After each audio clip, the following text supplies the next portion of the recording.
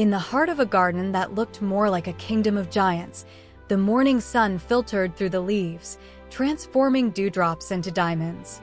But atop a monumental daisy, little Bibi saw no beauty. She gazed at its left wing, slightly smaller and somewhat crooked. For a butterfly, that was a world away from the sky. Bibi felt that the ground was her only destiny. But the silence of her sadness was broken by a gliding sound and a contagious laugh. Tico, a ladybug who didn't know the word impossible, appeared surfing on a curved blade of grass. With his seed helmet adjusted and a grin from ear to ear, he leaped before her. Tico didn't see a crooked wing. He saw a friend who just needed a co-pilot. "The sky isn't for those with perfect wings, Bibi," he said. "It's for those who have the courage to take their feet off the ground." The journey began there.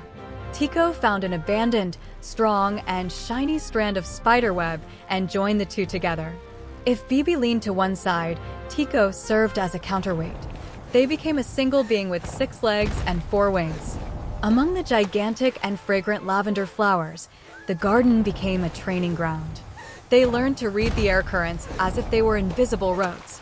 When the metal watering can on the balcony began to release drops, which to them were like heavy crystal spheres falling from the sky, Bibi didn't back down. Under Tico's encouraging shouts, she veered, tilted, and turned. For the first time, her crooked wing wasn't a burden. It was what allowed her to make sharp turns that no other butterfly could. But the sky is treacherous. Suddenly, the blue gave way to a heavy gray. The first thunderclap echoed like a war drum. The rain came mercilessly.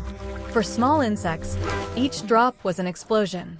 In the midst of the chaos, the wind ripped Tico's helmet off. Without protection and weighed down by the water, he lost his balance and began to roll towards a deep puddle that was rapidly forming. "Tico!" cried Bibi.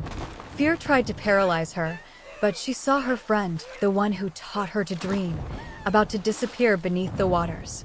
Bibi didn't think. She dove.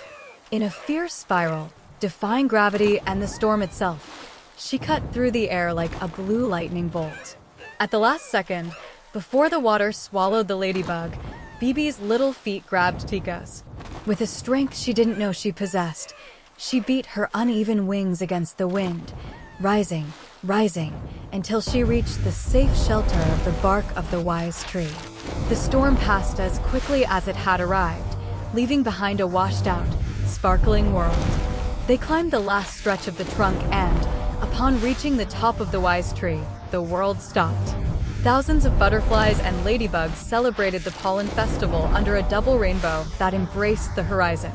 The golden light of the sunset shone on Bibi's wings and Tico's body, making the raindrops on their bodies sparkle like rare jewels. Bibi looked at her crooked wing and smiled. She understood that the scar on her wing was, in fact, her greatest strength. They hadn't arrived there despite their differences, but because of them. Touching their antennae together, the two friends remained silent, observing the garden below, a place that now seemed small compared to the greatness of what they had achieved together.